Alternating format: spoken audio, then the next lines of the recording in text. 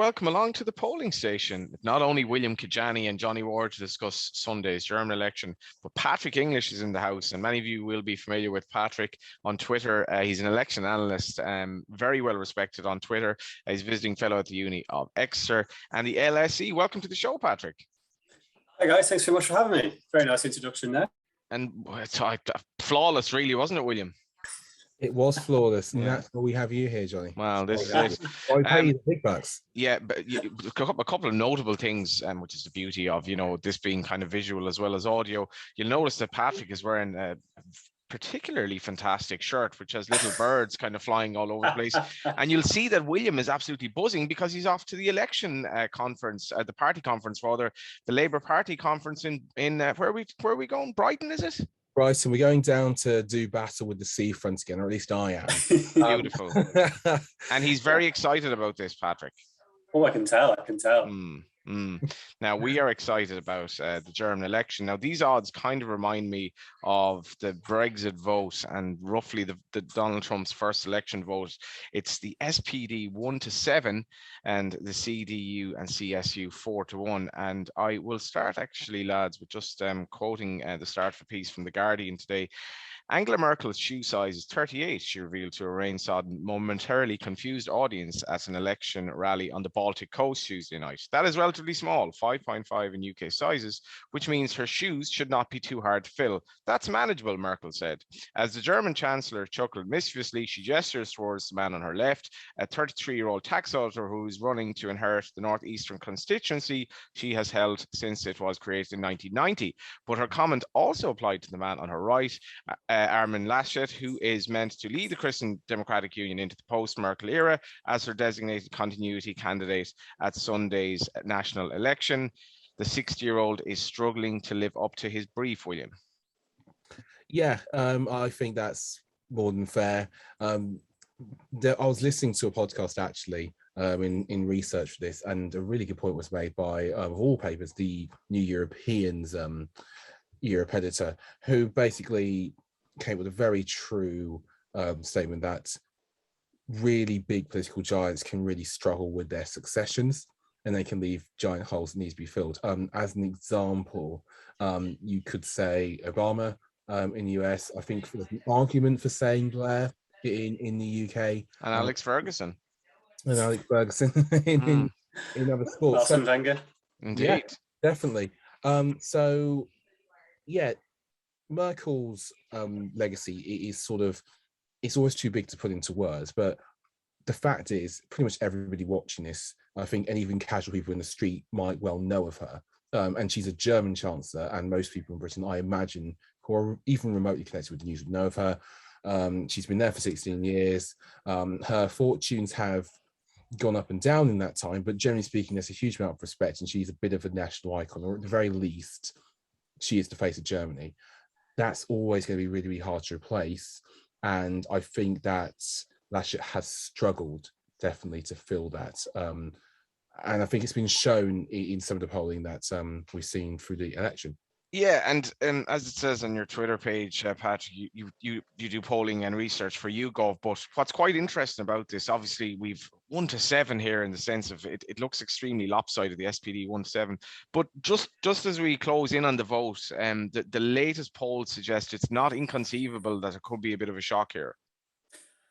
Yes, I think so. One key thing to point out is the variance with the kind of narrowing lead is quite low, right? So we're not seeing polls that are showing the CDU, CSU ahead.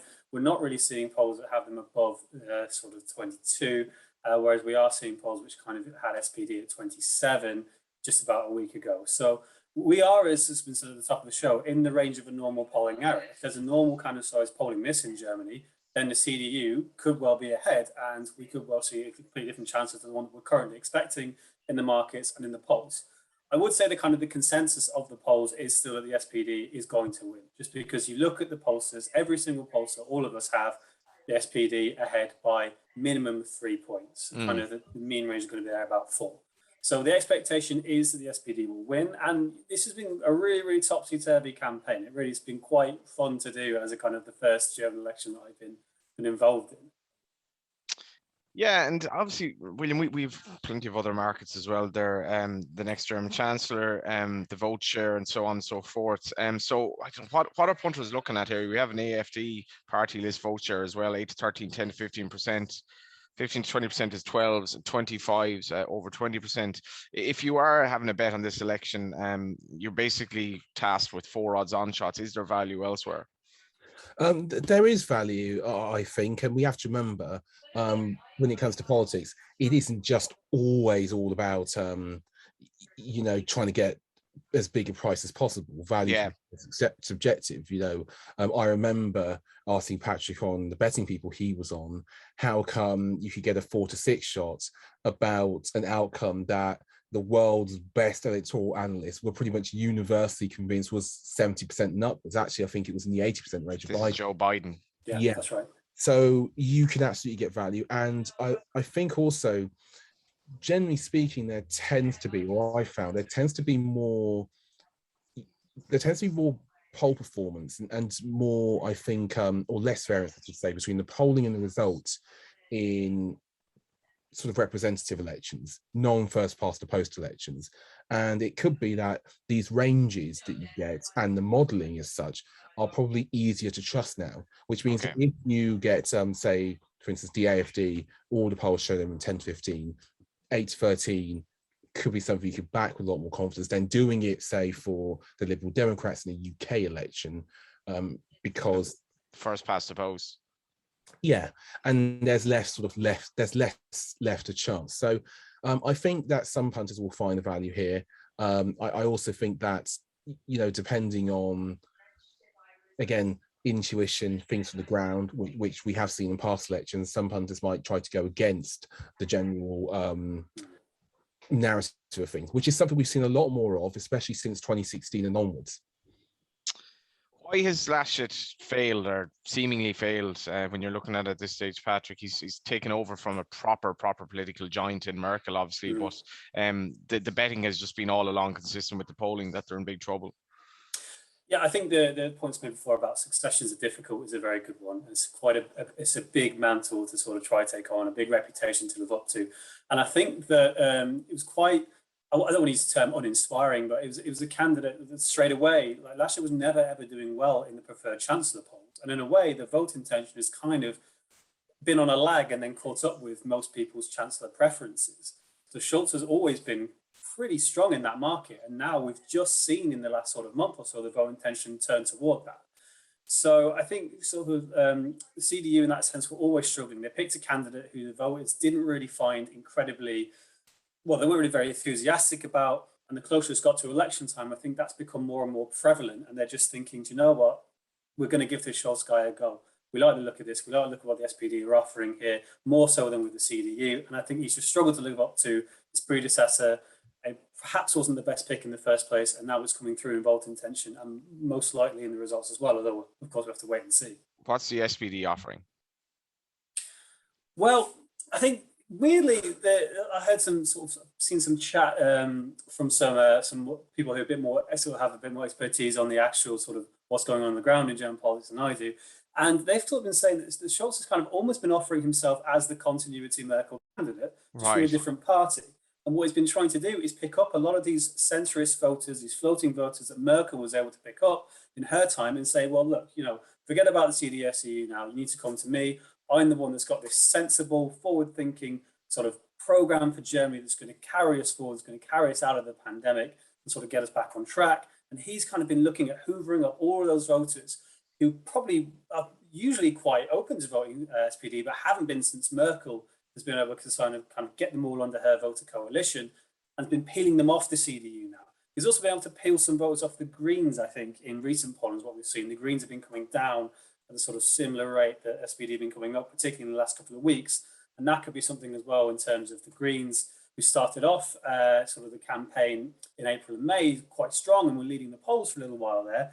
They kind of, the sense there is that voters think that they might have given up really on trying to get their candidate to be the chancellor.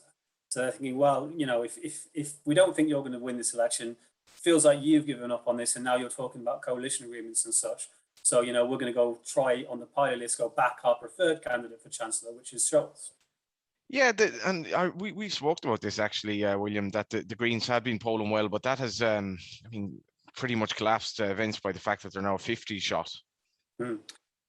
Yeah, it has. And I think it's been one of the sort of underrated stories of the election, particularly that there have been literally some of the worst floods we've seen in Europe during it. I think I've got a theory which sort of links this, which is basically that whilst environmental disasters and such do bring people's attention to climate, which is anyway, as Patrick will tell you, a rising cause of concern anyway, disasters or not. They can also bring other parties into the agenda, and they can also make them a focus there. For sure. Based offering. For instance, you are hearing now the Conservatives talk a huge amount about climate change. Boris Johnson, whatever you might think of him, is making it sort of front and centre of his offer. Whether you believe in it or not, like it's populist. Yeah. And it's definitely going to be co-opted into that agenda. That can hurt Green parties, who struggle for coverage anyway, as it is. And I think, again, sometimes struggle for legitimacy when it comes to considered as a governing option, which does matter. I think in these elections. That's obviously a big challenge for the Greens going forward. It's named the Green Party, whether it's in Ireland or Germany. How are you on finances, or how are you on social issues, yada yada and so forth? Patrick, what are the I suppose the repercussions of this vote for Europe on a wider scale? Well, that's a very, very, very, very good question. I think, as with sort of most German elections, its relationship with the rest of Europe and what it wants to do with the European Union is going to be quite continuity.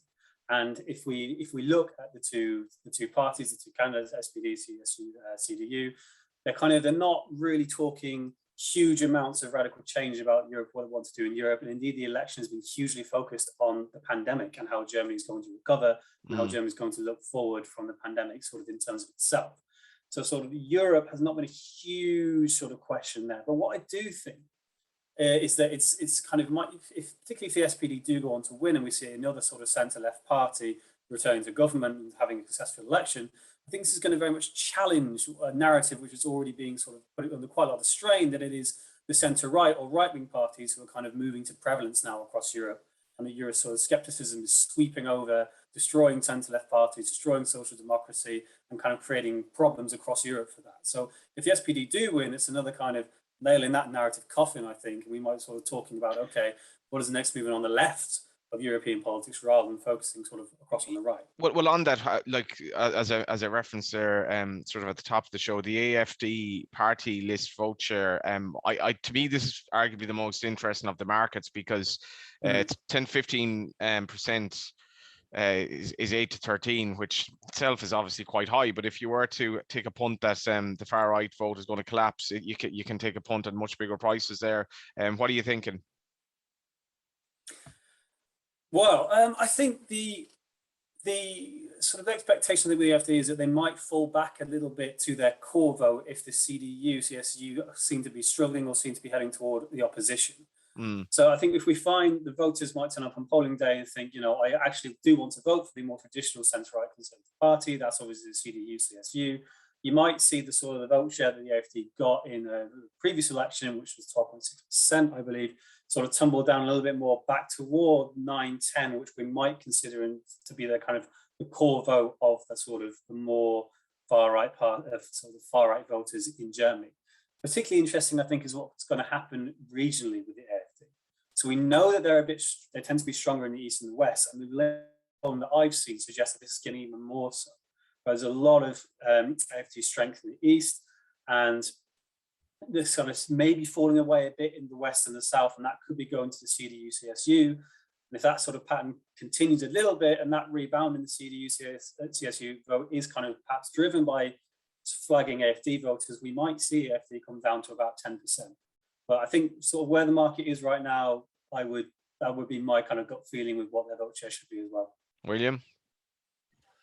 I'd be inclined to agree with Patrick on there. I mean, I see the argument basically for taking a punt and maybe seeing if it comes in a little bit below. And, polling errors aren't always just with the top parties either. They can come lower down the list. But to me, it would seem as if I think they'll fall into that range. I think they're I think various things and various structural factors also have come to benefit them, unfortunately. But putting aside what I think their politics, I'd expect the 8-13 to cop, but I don't think it'd be an absolute slam. Do you recall actually the betting at the start? What were the SPD biggest price? I want to say that we had some 7-2 about them. 7-2. I really do. I can't recall it exactly to pitch perfect memory, but Armin Laschet was odds on at one point to the next chancellor, and the CDS or CDU, that joint option, were also odds on for the most seats.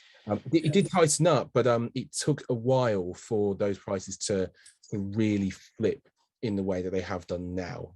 I think it's important to remember this: the SPD were in third place until very recently, so it's been quite the turnaround for them. It really has.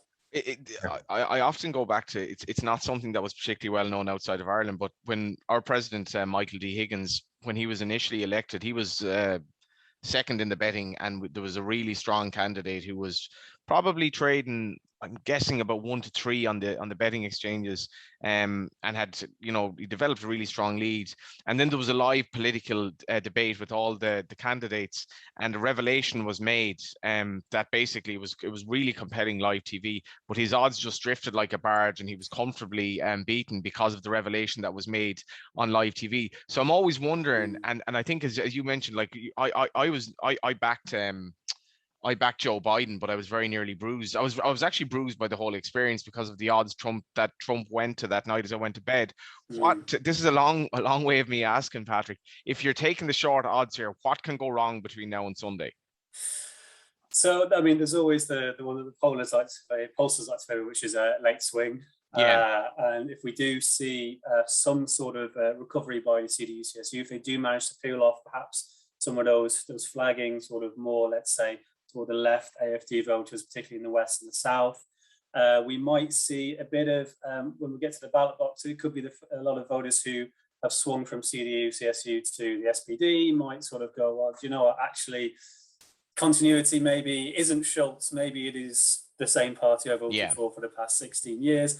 But I think the German electoral system is famously incredibly complicated, but it's usually what it comes down to is the sort of the vote shares that you see on paper. Whoever sort of is winning that is going to be the next chancellor. So unless you have real good reasons to think there's going to be a polling miss, there's going to be some late swing, there's not any kind of weird first past the post disproportional outcome with the polls as they are that could mean that the CDU-CSU win. However, in terms of long-term coalition building, that's a different story. So we could see, and it has happened before, that the party that finishes in second, or the party that sort of has the second most MPs in the Bundestag, does actually provide the chancellor, just because they're able to put together a coalition where the large party aren't. Okay, let's get a call from both of you and some sort of a margin as well. Patrick first. I'm going to be very I'm going to trust the data here. I do think the SPD will win. I think it will be by about 4 percentage points, perhaps even 5. I think the Greens will just about be beating the AfD, but I think that might be a bit closer than some of the polls suggest. And I think perhaps the coalition with the sort of the green red might even be on the cards. So that'd be interesting mark for Pontus to look into. So that would be the SPD, Die Linke, and the Greens in coalition together. I think that's probably a bit underpriced now to what I think that could actually come in at. Yeah, I think there was betting on that, William. I'm not sure that there's no coalition market at the moment, William. But what are you expecting to happen? That will be back up, and I'd imagine will be something like 100 to 30 on the Greens and the SPD, and the left is, if Die Linke is the left. I think that will be a punt which has got some legs, and I'll make that sort of my nominal call for the result of the election. I expect that Olaf Scholz, this isn't probably very surprising, but I expect Olaf Scholz will be Chancellor. It will not be easy, and it will not be as if he is suddenly swept in. There'll be a lot of negotiations, as there are, because these elections work differently. But my vibe from the German elections is that people haven't managed to catch on to Armin Laschet, and they just don't rate him as highly as everybody in his party did, especially before the campaign. I get big Theresa May 2.0 vibes. To be honest with you from it. Oh, actually, I should say 3.0 because of what Justin Trudeau managed to do on Monday. So I think Olaf Scholz will be the next Chancellor, and I can see the coalition being the Greens and the SPD and the left. Before we wrap up, obviously, Boris Johnson, little transatlantic trip for him. He's been talking about climate change. What's going on the domestic front? Okay, so on the domestic front, we are in the middle of a very serious energy crisis. Indeed, actually, just this afternoon, BP had to close down several of their sites due to a supply chain shortage. Wow. We are being hit by two things here. Rising wholesale gas prices, basically where your energy supplier buys the gas that you use from, that price is shot way up. It's taking, I think it's about 15 energy companies out of business, more are under threat. Then you have the other whammy of basically supply chain issues. Being a HGV driver is a very difficult, very skilled, and also extremely mentally draining job. Less and less people are doing it. Around 20,000 road hauliers who are from Europe, who used to come and do it here, have gone back to their home countries, either through pandemic, through Brexit, whatever. It's all coming at the worst time, really. And the problems look as if they'll get worse before they get better. No polling movement from that yet. But there's a lot of time for things to change on that front. I think there's a lot of time for more Patrick English in our life as well. Patrick, you'll have to come on the show again. What are your a brief synopsis of your take on UK politics at the moment before we depart? Thank you, very kind. Love to come back, of course. So I think at the moment we're actually a really interesting juncture, because I think, as William's alluded to there, there's a, to use the phrase, perfect storm of policy, non-policy, and sort of political issues which are going to hit the government and are starting to hit the government right now. The Conservative leads in the polls, I think, is very, it's weak, it's fragile. YouGov already had a 2-point lead for Labour a couple of weeks ago.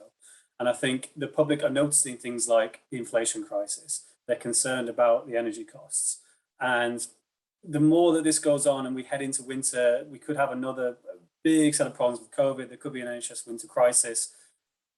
I think we could find the Conservatives consistently behind in the polls before too long. And that would send Boris Johnson back into, I think, the territory of, what do I do? What can I announce? Who can I sort of point fingers at to try and get back? We have another baby. Yeah, perhaps. Yeah. I tend to agree. I think there's so many problems down the track. William, you're off to Brighton. It doesn't get more exciting than this. No, it doesn't. I am off to the seafront. The whiteboard is coming with me to the seafront. The logistics for that are going to be complicated, but it's happening, and I am looking forward to seeing some people we haven't in ages at Labour conference. We're working on whatever markers we can offer, but to be honest with you, just the next Labour leader alone appears to be interesting enough. Wes Streeting is the latest name who has been put around. He's 50 to 1 to be the next Labour leader. Starmer was 8 to 15 to be the next Labour leader at the time, or to be the Labour leader at the time next election yesterday. He's now 4 to 9. There's been a 14,000 word essay. Yes, really, 14,000 words released by him. Bigger than my thesis. Yeah. It is absolutely incredible. You must see a summation of it. And nobody will read it. Like, nobody in this day and age has the attention span to not look at their phone for 2 minutes, not to mind read 14,000 words. But what if it's on their phone? Yeah. That is a double whammy. I have undertaken the task. You can read it on the train to Brighton. Yeah. We will probably talk about that in the next polling station and sort of what it presents, but the reaction, I must say, is mixed so far. Yeah, I know. Obviously, if you're on the train now, and it's where the more we go on, the more inclined we are to not really actually want to talk to anyone on the train. If somebody does come up to you and wants to talk to you, you can just hit him back with, "I'm reading the 14,000 worder," and he or she will just skedaddle like that. I think. But thanks a million for having you on, Patrick, and thanks for a million for coming on, Patrick English. Pleasure, absolute pleasure, guys. Thanks very much. Enjoy Brighton, William. Thank you very much. Hopefully, I'll see you there. Yeah, and obviously German election Wednesday, we've covered it fairly forensically, I think, in recent weeks, and we will be back next week. If not, we might even call into Brighton and see William and the whiteboard. Talk to you then.